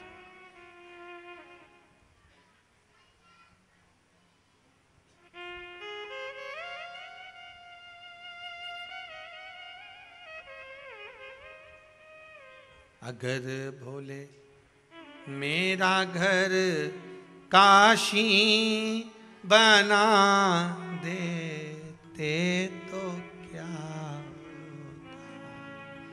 मुझे भी अपनी काशी में बसा लेते तो क्या।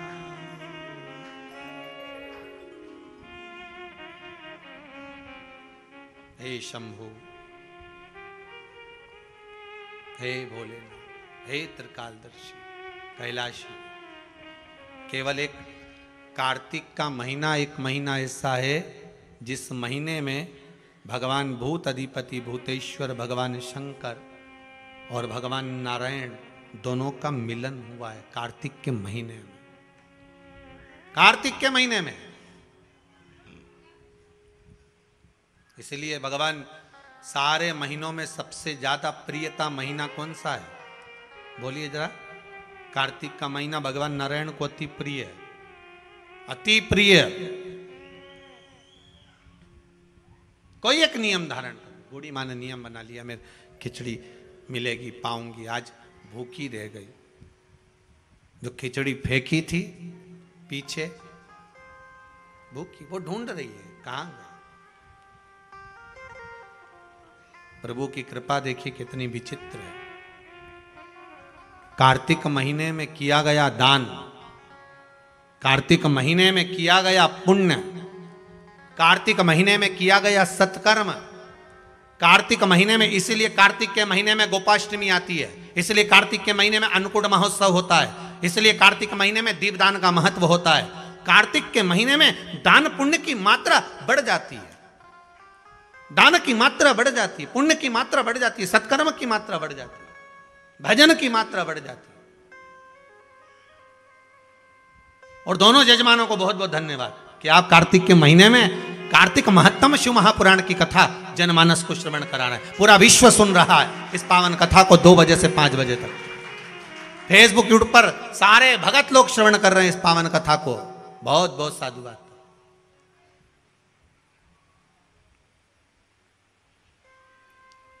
और हम तो आप सबसे निवेदन करेंगे, आप अगर कुबेरेश्वर धाम में आए हो तो प्रयास करा करो कि कार्तिक महीने में जो आंवले के वृक्ष हैं कुबेरेश्वर धाम के, इनके नीचे एक दीपदान हो जाए। कार्तिक महीने में आए हो तो प्रयास कर कर आने वाले जो भी आया करें, कुछ नहीं तो एक घी की डब्बी ले आए, बाती ले आए, दिया लगा गए। पर आप यहाँ नहीं आए तो जहाँ हो वहाँ बेलपत्री के पेड़ के नीचे या आंवले के नीचे या पीपल के नीचे दिए का महत्व, कल कथा में उसका वर्णन लेंगे अपन। जड़ की महत्वता जो बोला है वो सुनते हुए चलेंगे। वो तो आज पहला दिन है इसलिए कार्तिक महत्तम को आगे बढ़ाते हुए चलना। दान की महत्वता क्या है? खिचड़ी को फेंक दिया बाहर, अब खिचड़ी को जो बाहर फेंका था उसमें से एक पौधा उत्पन्न हो गया। अब उस पौधे में 2 फूल लगे हैं। अभी आपको कथा में कहा था जो हमने डाला है, बोया है, वो मिलेगा जरूर, उसका फल जरूर मिलता है। जो आप भजन कर रहे हो, कथा सुन रहे हो, स्मरण कर रहे हो, मंत्र जाप कर रहे हो, नाम जाप कर रहे हो, उसका फल मिलेगा जरूर, उसका फल प्राप्त जरूर होगा। अब ये माता जी ने बोला, खरगोन वाली ने, कि हमने तो केवल कथा सुनी थी। एक माता जी बोली कि हम तो केवल आए थे नवरात्रे की पहले दिन, और क्यों ना मिले? अगर आपने दिल से श्रवण करा है, भाव से श्रवण करा है, तो क्यों ना दे। तेरे दरबार की बाबा निराली शान देखी है, तुझे देते नहीं देखा, पर झोली भरी देखी है। ये झोली अगर भरी है तो उसी ने ही तो भरी है। बस दिल से कहकर जाना, दिल से कहकर, शंभु शरणे पड़ी, मांगू घड़ी रे घड़ी, दुख कारो दया करी न दर्शन। हे बाबा, दुख भारी है, समस्या बड़ी बहुत विकट है, पर मैं जानती हूं कि मेरा शंभु मेरे निकट है। बहुत कष्ट है इस जीवन में, बहुत कष्ट। संसार में आयो तो समस्या जरूर होगी। अगर पृथ्वी पर जन्म लिया है तो हर व्यक्ति के जीवन में समस्या रहेगी। पर पृथ्वी पर जन्म लिया है तो जैसे हर व्यक्ति के जीवन में समस्या है, उसी तरह हर समस्या का हल भी देव अधिदेव महादेव है। हर समस्या का हल शंकर शिव है, औगड़दानी, त्रिकालदर्शी, कैलाशी, अविनाशी। हर समस्या। महाराज 2 फूल लग गए, उस फूल को वहां का राजा निकल कर जा रहा था, बड़े सुंदर फूल दिखे उसको। 2 फूल कितने अच्छे लगे। अपने रथ को रुकवाया, जाओ दोनों फूल तोड़ कर लाओ। फूल तोड़ कर ला। राजा के घर में संतान नहीं थी, एक भी औलाद नहीं थी, कई वर्ष निकल गए थे। 2 फूल लाए, वो फूल राजा लेकर गए, अपनी रानी को दिया। शादी के 34 वर्ष हो गए थे पर संतान नहीं थी। कभी कभी आश्चर्य होता है, कहीं कहीं पहाड़ों पर जाकर देखा तो पत्थर में भी वृक्ष लग रहा है, पत्थर में भी फूल खिल रहा है, पत्थर में भी पौधा लगा है। अब सोचने वाली बात है कि पत्थर है, चारों तरफ कहीं मिट्टी नहीं दिख रही, तो इसमें पौधा कहां से आ गया? आपने भी तो देखा होगा, पत्थर में पौधा है, मतलब यह पक्का है कि इस पत्थर के अंदर कहीं ना कहीं कोई भाग अंकुरित हुआ है। उसी तरह आपके जीवन में भी पत्थर ही पत्थर लिखे होंगे, तो भी शिव रूपी बीज अगर दिल में आ गया तो पौधा जरूर लगेगा, यह पक्का है, पौधा लगेगा।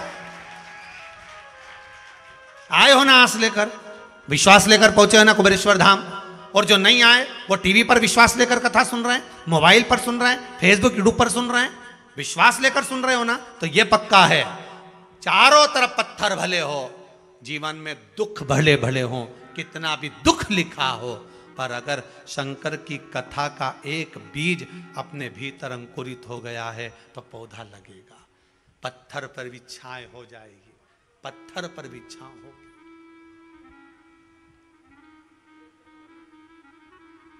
विश्वास रखिएगा।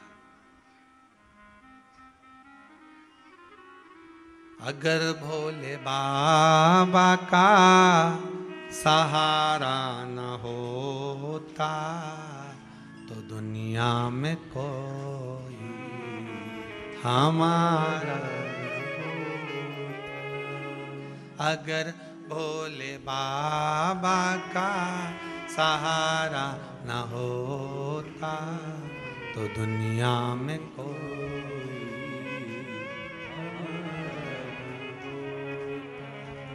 दुनिया में कोई हमारा न होता अगर भोले बाबा का सहारा न होता। दुनिया में कोई हमारा न होता अगर भोले बाबा। सब गाइए। सहारा जब से मिली है दया हमको इनकी, जब से मिली है दया हमको इनकी, तब से बदल गई मेरी जिंदगी। जो जीवन बेकार था वो सवर गया। एक पत्र है, किसी ने लिखा है कि मैं कभी किसी महाराज की, अच्छे अच्छे कथाकार भले हो, संत क्यों ना हो, साधु क्यों ना हो, उसकी कथा नहीं सुनती थी। किसने लिखी है? बड़ा सुंदर बात लिखी है। किसने लिखा है?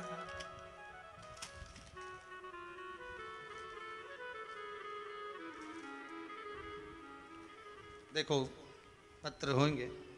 मैं किसी की कथा नहीं सुनती थी, पर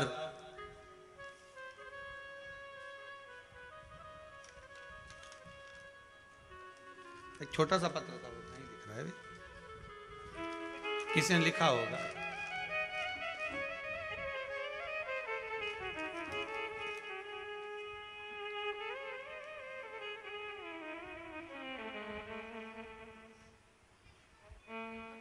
मिल गया पत्र, उड़ गया था। तो हम वही सोच रहे पत्र तो था, परंतु सुनीता जी रघुवंशी हैं, गंज बासोदा, जिला विदिशा से आई। कहाँ बैठी हैं? सुनीता जी रघुवंशी। इन्होंने लिखा है, गुरुदेव कुबेरेश्वर धाम में आकर अपार सुख शांति मिली है। गुरुदेव जी आपके द्वारा बताए गए उपाय से अपने पति की रक्षा करी है। मेरे पति को रोग हो गया था, जिसके कारणवश मेरे पति रोग से मुक्त हुए। जहां भी बैठी हो, कहीं बैठी हैं? उन्होंने लिखा है, मैं कभी कोई भागवत कथा, शिव कथा या अन्य कोई कथा किसी महात्मा संत की नहीं श्रवण करती थी, पर जब से कथा श्रवण करी आपकी, उसके बाद में कोई संत नहीं बचा जिसकी कथा नहीं सुनती हूं। अब सबकी सुनती हूं। मन लग गया ना। पत्थर है ढेर, पहाड़ पर भी अगर पौधा लगा सकता है। ये सारे पत्र यहीं रखे रहते हो, तुम लोग पढ़ लेना बाद में। कहीं सियोर वाला महाराज झूठ तो नहीं बोल रही है। और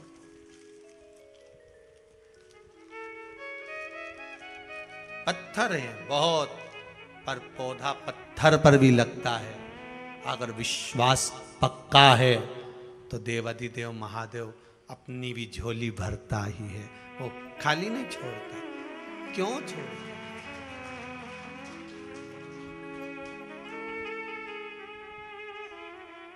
अगर भोले बाबा सहारा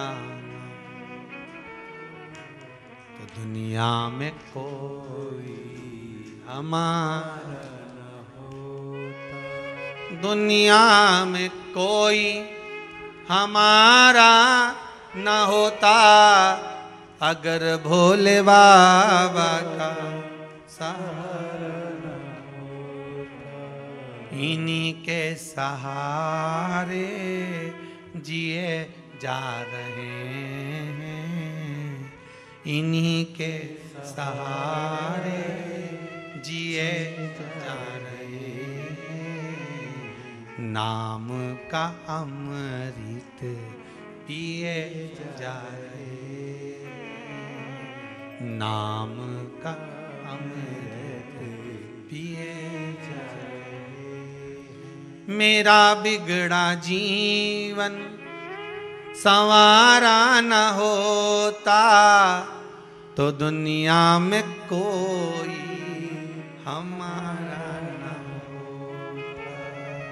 मेरा बिगड़ा जीवन संवारा न होता तो दुनिया में कोई हमारा न होता। नजरे करम का इशारा न होता तो दुनिया में कोई हमारा न होता। अगर भोले बाबा का सहारा न होता तो दुनिया में कोई हमारा न होता। ध्यान दीजिएगा, आपके पास में जब धन कम होता है ना तो सबसे पहले अपने ही साथ छोड़ देते हैं। क्या कम होगा? धन। जब आपकी विपदा का समय आएगा ना, समस्या का समय आएगा, जब आपके पास में सुख होगा, वैभव होगा, धन होगा, सत्ता होगी, तुम्हारी बात सारी दुनिया में होगी तो तुम्हारे भी ढेर रिश्तेदार बन जाएंगे। जो नहीं पहचानते होंगे वो भी कह देंगे भेरू सिंह तो हमारा मौसा जी का लड़का है, हमारा काका का छोरा है। जब धन नहीं होगा, संपदा नहीं होगी, सत्ता नहीं होगी, तुम्हारा वैभव नहीं होगा, तुम्हारा नाम नहीं होगा, जरा सा किसी ने तुम पर उंगली उठा दी, जरा सा किसी ने आपके ऊपर लांछन लगा दिया, कुछ शब्द बोल दिए, कोई शब्दों के बाण कस दिए, सबसे पहले जो अपने होंगे, सबसे पहले जो अपने होंगे, सबसे पहले वही भागेंगे और वही उंगली उठाएंगे। वो कहते हैं ना कि अगर दुख की घड़ी आती है, अगर कहीं काम बिगड़ता है तो सबसे पहले अपने वाले ही डीजे बजाते हैं। कौन बजाएगा डीजे? अपने वाले। नगाड़ा वही फूकेंगे। ओ वो, अरे क्या खिल्ली उड़ रही उनकी, अरे वो उनके साथ ऐसा हो गया। अपने होंगे जिनको तुमने खिलाया, जिनको तुमने पाला है, जिनके लिए तुमने 10 साल 15 साल 11 साल बर्बाद कर दिए, ले जा कर दिया जिसको, वही उंगली उठाकर कहेंगे ये देखो, ये देखो। महाराज, मेरा बिगड़ा जीवन संवारा न होता तो दुनिया में कोई हमारा। आप उससे विनती तो करो, निवेदन तो करो।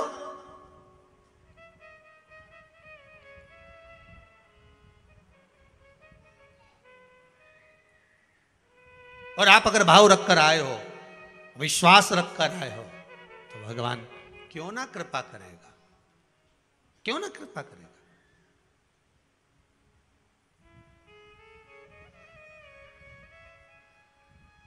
भरोसा अगर पक्का है तो शिव भी मिलेगा जरूर, भोला मिलेगा जरूर,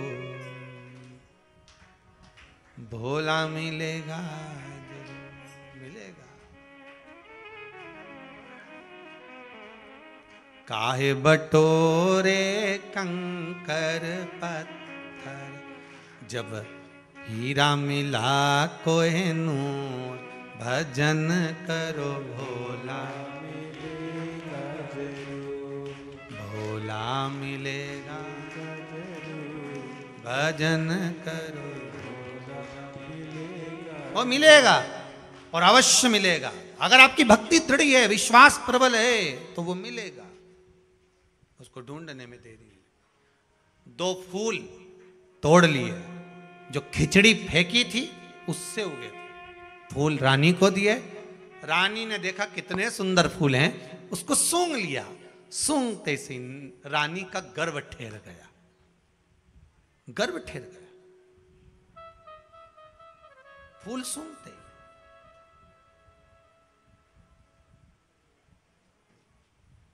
गर्व ठेरा। समय आने पर 2 बेटे हो गए। कितने पुत्र हुए? 2। समय आने पर 2 पुत्र हो गए, 2 बेटे हुए।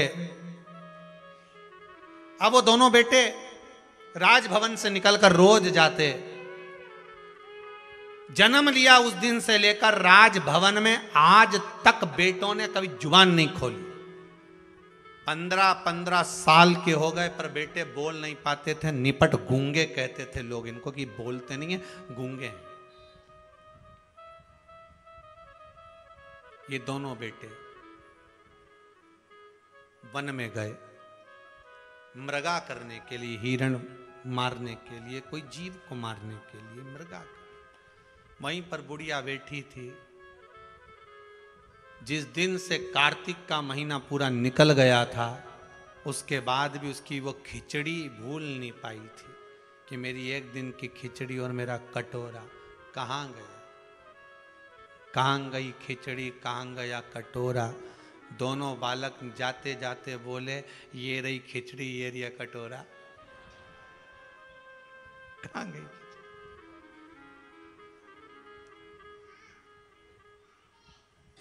वो कह रहे हैं,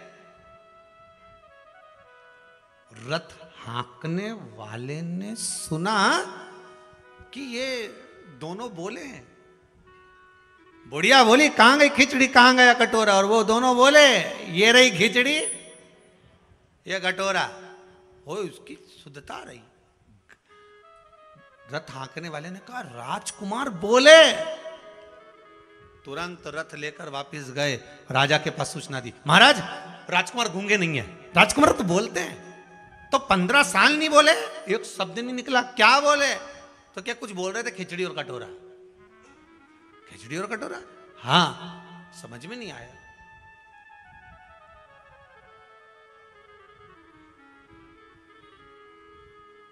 कितना भी सत्य को छुपाया पर सामने आ गया। सत्य छुपता है? नहीं। लाख ताले लगा लो, कितना भी छुपा लो, पर सत्य तो प्रकट हो ही जाता है। सत्य प्रकटेगा। राजा ने कहा ऐसा हो ही नहीं सकता। फिर बेटों से बुलवाया, कुछ बोलो, नहीं, कुछ बोलो, नहीं, नहीं बोले, कुछ नहीं बोले। तब दूसरे दिन फिर निकले राजकुमार। आज राजा रथ के पीछे पीछे चला घोड़े पर, राजकुमार आगे आगे चले। बुढ़िया फिर मिल गई, कहां गई खिचड़ी, कहां गए कटोरा? दोनों राजकुमार फिर रथ को रुकवा कर बोले, ये रही खिचड़ी, ये रहा कटोरा। राजा ने सुन लिया। राजकुमारों को नीचे उतारा, बूढ़ी माँ के पास गए। माँ, ये बताओ, ये खिचड़ी और कटोरा क्यों पूछ रही है? और मेरे बेटे बोल रहे हैं खिचड़ी और कटोरा, तू क्यों बोल रही है? बूढ़ी माँ ने कहा, मैं जब कार्तिक का स्नान करती थी, तारा स्नान करती थी, तब मेरे भगवान ने वचन दिया था मुझको कि तू नियम बना, तेरे भरण पोषण की जवाबदारी मेरी है। मेरे लिए खिचड़ी रख कर जाते थे। एक दिन नवमी तिथि थी। कौन सी तिथि?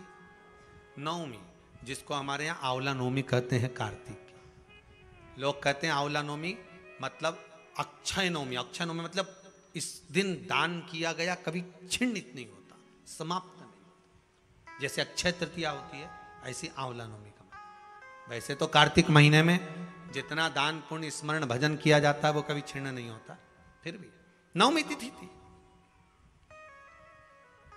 अब वो नवमी तिथि को महाराज मैंने नियम लिया था, भगवान मेरा भरण पोषण करेंगे, स्नान करूंगी मैं तारा स्नान। तो फिर एक दिन मेरे भगवान खिचड़ी रख कर गए और मेरी खिचड़ी को किसी ने फेंक दिया। कहां पर रहती है तू? बूढ़ी माँ ने कहा वहां। पड़ोसन से पूछा क्यों इसकी खिचड़ी रखी थी, कहां गई? अब राजा के डर के मारे पड़ोसन ने कह दिया मैं नहीं फेंकी थी। कहां फेंकी? घर के पीछे।